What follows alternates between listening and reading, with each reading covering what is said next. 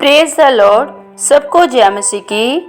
Bible गाथा channel में आप सब लोगों का स्वागत है। आए मेरे भाई बहनों, आज हम नीति वचन अध्याय 6 पढ़ते हैं।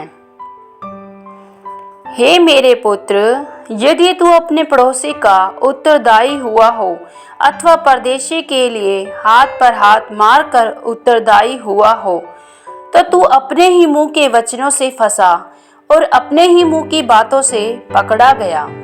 इसीलिए हे मेरे पुत्र, एक काम कर, अर्थात तू जो अपने पड़ोसी के हाथ में पड़ चुका है, तो जा उसको साष्टांग प्रणाम कर के मना ले। तू न तो अपनी आंखों में नींद और न अपनी पलकों में झपकी आने दे, और अपने आप को हिरणी के समान शिकारी के हाथ से और चिड़िया के समान चिड़ी मार के हाथ से छुड़ा। हे आलसी, चींटियों के पास जा, उनके काम पर ध्यान दे और बुद्धिमान हो।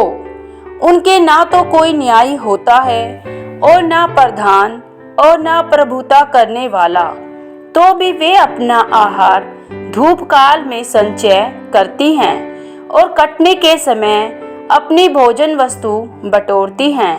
हे आलसी, तू कब तक सोता रहेगा? तेरी नींद कब टूटेगी? कुछ और सो लेना, थोड़ी सी नींद, एक और झपकी, थोड़ा और छाती पर हाथ रखे लेटे रहना। तब तेरा कंगालपन बटमार की नाई और तेरी घटी हथियारबंद के समान आ पड़ेगी। ओछे और अनर्थकारी को देखो, वह टेढ़ी टेढ़ी बातें बकता फिरता है। वह नैन से सैन और पाँव से इशारा और अपनी उंगलियों से संकेत करता है। उसके मन में उलटफेर की बातें रहती। वह लगातार बुराई गढ़ता, झगड़ा रगड़ा उत्पन्न करता। इस कारण उस पर विपत्ति अचानक आ पड़ेगी। वह पल भर में ऐसा नाश हो जाएगा कि बचने का कोई उपाय न रहेगा। 6 वस्तुओं से यहोवा बैर रखता है, वरन 7 है जिनसे उसको घृणा है, अर्थात घमंड से चढ़ी हुई आंखें, झूठ बोलने वाली जीभ और निर्दोष का लहू बहाने वाले हाथ, अनर्थ कल्पना गढ़ने वाला मन, बुराई करने को वेग दौड़ने वाले पांव, झूठ बोलने वाला साक्षी और भाइयों के बीच में झगड़ा उत्पन्न करने वाला मनुष्य। हे मेरे पुत्र, मेरी आज्ञा को मान और अपनी माता की शिक्षा को ना तज। इनको अपने हृदय में सदा गांठ बांधे रख और अपने गले का हार बना ले। वह तेरे चलने में तेरी अगुवाई और सोते समय तेरी रक्षा और जागते समय तुझसे बातें करेगी। आज्ञा तो दीपक है, शिक्षा ज्योति और सिखाने वाले की डांट जीवन का मार्ग है, ताकि तुझको बुरी स्त्री से बचाए और पराई स्त्री की चिकनी चुपड़ी बातों से बचाए। उसकी सुंदरता देखकर अपने मन में उसकी अभिलाषा ना कर। वह तुझे अपने कटाक्ष से फंसाने न पाए, क्योंकि वैश्यगमन के कारण मनुष्य टुकड़ों का भिखारी हो जाता है, परंतु व्यभिचारिणी अनमोल जीवन का आहेर कर लेती है। क्या हो सकता है कि कोई अपनी छाती पर आग रख ले और उसके कपड़े ना जले? क्या हो सकता है कि कोई अंगारे पर चले और उसके पांव न झुलसे?